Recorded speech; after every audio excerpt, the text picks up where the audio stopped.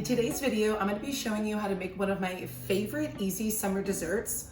I love this dessert because you only need to buy a few things at the store. And what's great is there are so many different variations that you can make of this, but today I'm going to be making a patriotic version because 4th of July is just a few days away. So if you happen to be watching this right when it's released, you could actually make this for 4th of July. It is so simple. So if you're new here and love easy recipes and love the holidays, make sure to hit that subscribe button and turn on your post notifications so you don't miss any of my upcoming videos. I have a couple new videos I'm releasing this week to give you some easy 4th of July ideas, so make sure not to miss those. I could eat cookies every single day. It's probably my all-time favorite dessert, which is why you see me making so many different kinds here in this channel. But today I'm going to be doing a twist. Like I said, I wanted to make something patriotic for 4th of July, so I'm gonna be making my favorite cake cookies with a red velvet cake cookie. I'm gonna be adding white chocolate chips in these, and then we aren't just gonna be making any cookies. We're actually gonna be taking these cookies and turning them into ice cream sandwiches, because who doesn't like ice cream during the summer? I know that me personally, I tend to eat a lot more ice cream during the summer than I do any other kind of year, and I tend to bake a little bit less during the summer. But cookies are an exception. What's great about these is that they are so simple to make. You want to make regular cookie dough. You could also buy store-bought cookie dough if you didn't want to have to turn your oven on and make your oven hot. But to make these red velvet cake cookies, you do need to have this red velvet cake mix. So you're gonna need 1 box of the Betty Crocker cake mix. You're gonna need 2 eggs, and you're gonna need, I believe it's 1 cup of the white chocolate chips. And then I'm gonna be using chocolate chip ice cream. I might be using vanilla as well. I haven't decided if I'm gonna be doing a couple different kinds of ice cream or just using one kind, but I'm thinking chocolate chip because you get the vanilla and the chocolate. It actually has cocoa in it, so chocolate is very complimentary with red velvet, just a little tip. So I'm pretty sure it's gonna be chocolate chip ice cream, but we'll see. I have to go to the store and get the ice cream later. So right now I'm gonna show you how to make the cookie dough. It's so simple. Like I said, you're gonna have the eggs, chocolate chips, oil, and water. So I'm gonna bring you over here to my mixer and we're gonna get these going. Literally can have these prepped out in 10 minutes, which is why I love these. And you can use different kinds. If you wanted to make a chocolate cookie or a vanilla cookie, they have recipes, same exact ingredients, and you can just use other cake mixes. But trust me, you really wanna try the red velvet. And if you're seeing this before 4th of July, red velvet is just so fun and festive. And I'm gonna be using these really fun, cute patriotic sprinkles, and we're gonna be rolling them in sprinkles to make them really pop. So let's jump over here and get the dough going. Okay, we are gonna be adding 1 bag of the red velvet cake mix and 2 large eggs. We're gonna be adding in 1 stick of unsalted butter. Misspoke earlier when I said oil. I think I was looking at a different recipe that did call for oil. Some call for oil and some call for butter.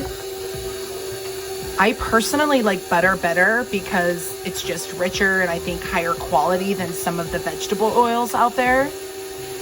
And now I am just mixing it on low. And as you can see, I'm just letting the butter and the oil come together. And don't worry, you may think that it looks dry, but just let it keep coming together. I'm gonna kind of pick up kind of get this to separate a little bit.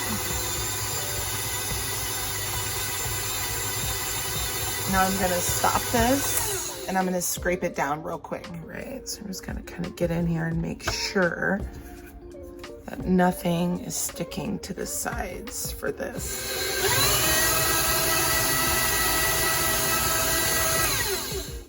Is good. Now I am just gonna hand fold in the chocolate chips. You can mix the chocolate chips with the mixer, but the paddle or the whisk will just crush a lot of the chips, so it's better to hand fold them in. Look how creamy, yummy that dough is. I'm gonna get the chocolate chips. I'm using a 1/4 cup. Right here we have about 8 ounces. So we're gonna mix these in and see. That looks like it's gonna be plenty.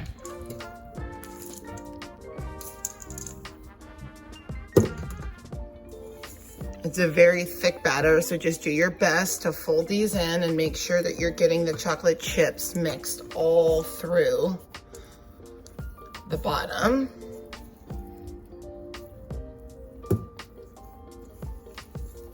To make sure that all of the dough has them and they don't all sink. There we go, looks good. All right, look at that. Now, all we have to do is scoop these onto a cookie sheet. Okay, the recipe says 2-inch balls, so I'm gonna be using these little mini scoopers. I love these. These are the best for cookies. If you don't have these, I'll try and link these below, if I can link these exact ones or similar ones, but they are just the best for scooping cookies. And you're just gonna put it on an ungreased cookie sheet. I'm using my Hong Bake textured cookie sheets. These are so beautiful. They come in sets of 4. This is a rose gold color. They also have a really pretty pink, and they have a black. These are amazing though. They're non-stick and they are the absolute best for cookies. So if you have never tried these, highly recommend trying these out.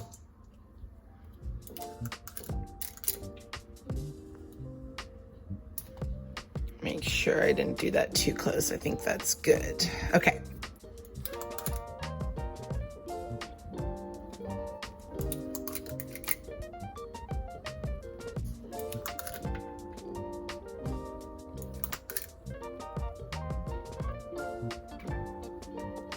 I always like to just stick a couple extra chocolate chips on top of each cookie. That one looks like it's stick together. That looks like it's gonna be a little too much. I need to take that off. These will spread a little bit, so you wanna make sure that you're not putting too much excess, and you wanna make sure that they're all close to the same size. You might even put a little bit more dough over here. Okay.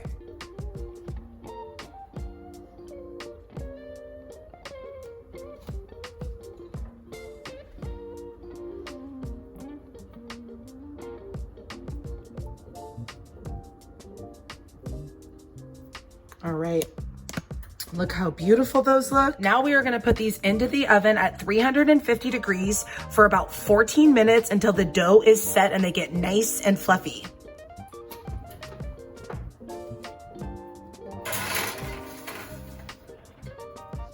All right, let's check these after 12 minutes. Ooh, that's exactly why you always want to go a little bit on the underside, because these look absolutely perfect. You see how they're starting to split at the very top?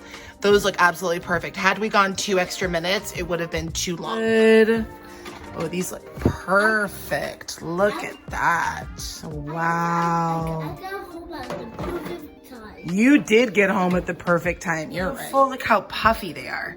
Oh, look at the legs. I know. Yeah, they're red velvet. These are gonna be delicious. Now I am going to scoop the rest of these and get the rest of these cookies in the oven. I also think that these are the perfect size for ice cream sandwiches. I also have another idea of something I wanted to try with these, which I'm gonna share at the end of the video. So make sure you watch till the very end, because I think they're gonna turn out really good.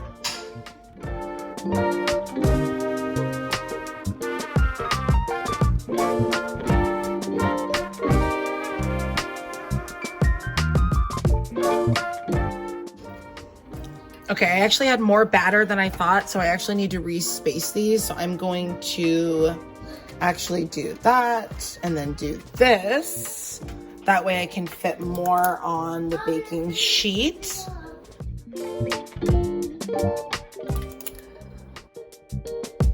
Extra ball that I don't think I'm gonna be able to squeeze in here.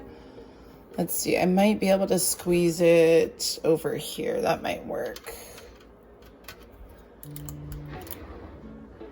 I think I'm just gonna try it so I don't have to do a whole nother round just for one cookie. Doesn't make a lot of sense. Gonna do what I did earlier and just place some extra chocolate chips on some of these that especially don't have any on top.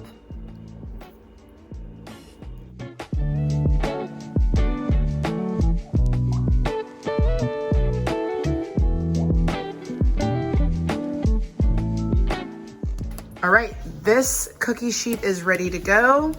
So this is the largest Hong Bake cookie sheet, just to give you the size reference. So they have these two sizes, and then they have a small size, which is in our dishwasher, and then they have, where's the medium size? Maybe it's just 3. I thought it was a set of 4, but maybe it's just a set of 3. But there's the size difference on these. All right, now we will stick these in the oven as well. Did 12 minutes for these as well, and yes, these look perfect. Once again, look how puffy these look. You can see that the dough has set. They're starting to crackle on the edges. Absolutely perfect.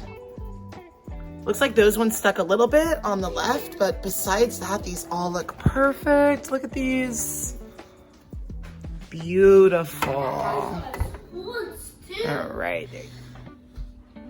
Mommy, I love you. Okay, I just cut one in half to share with my son so we could taste it. They are so good, nice and moist in the middle and chewy. Okay, now I'm getting the toppings ready. So for the filling for the whoopie pies, I'm going to be using a vanilla frosting. And then I made a cream cheese icing, which I'll put the recipe for below as well. That's basically butter, brown sugar, cream cheese, vanilla. So I'm going to be mixing half of this with half of that.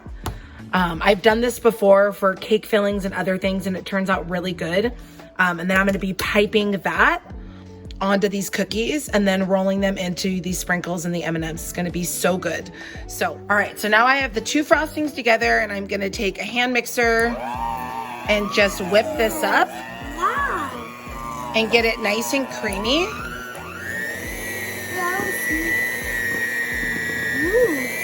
Now I'm just going to get this nice and whipped up.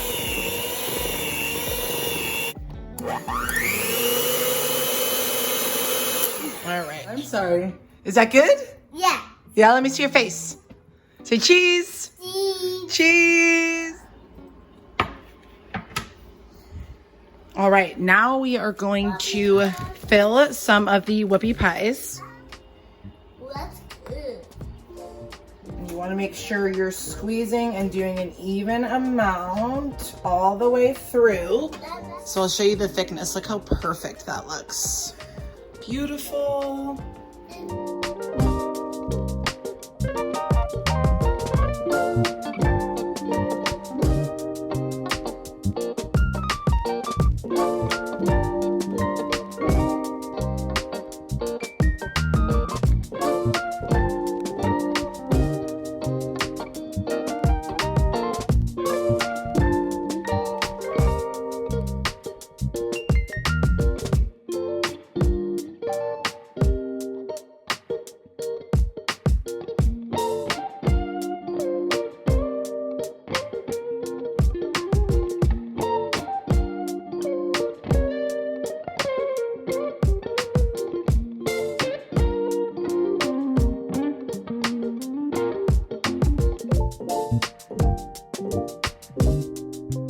Now to scoop the ice cream onto the cookies to make the ice cream sandwiches.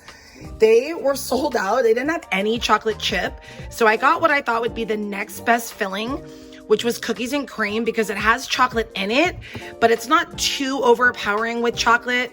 I feel like chocolate ice cream would be a little too much, but I definitely wanted something to incorporate a little chocolate with it as well, because I thought that it would be a nice accent flavor.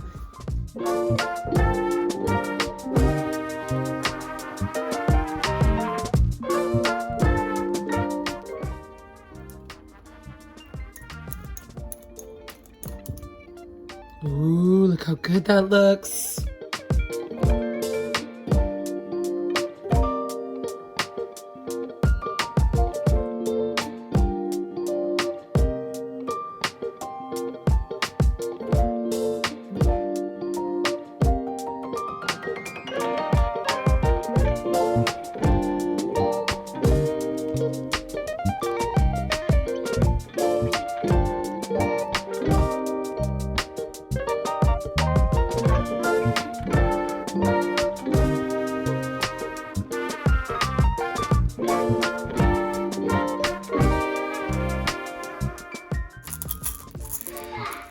hindsight, mini M&Ms would definitely be better to stick because the hard ones are having a hard time sticking.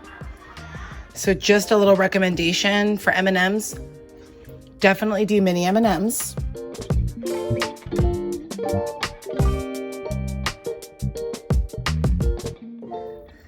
Look how good that looks. All the way around. That looks great. Yeah. Just gonna leave a couple of them plain. Note to self, these sprinkles also are not the best, the bigger ones, because they run with the color, the balls. So next time I would probably get just like all of the small ones or something like that. But still super cute. And at least you have a festive option if you want it. You don't have to do the festive option if you don't. I don't want it. And just a little tip, if you are making these ahead of time and want to freeze them, I probably wouldn't roll them in the sprinkles because the color could possibly run while it's in the freezer. So I might wait to roll them into the sprinkles or the M&Ms until right before you serve them, and then just stick them in the freezer like this on a piece of parchment on a sheet pan. That way you can just take them out and ready to go. But I figured real quick before I stick these in the freezer, we should do a taste test to see how these turned out. So let's try them. Wow, those are big. Oopsies, it's a big cookie.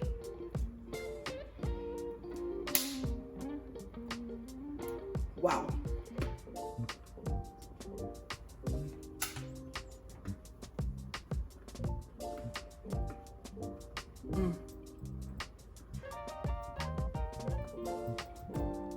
So good. So good.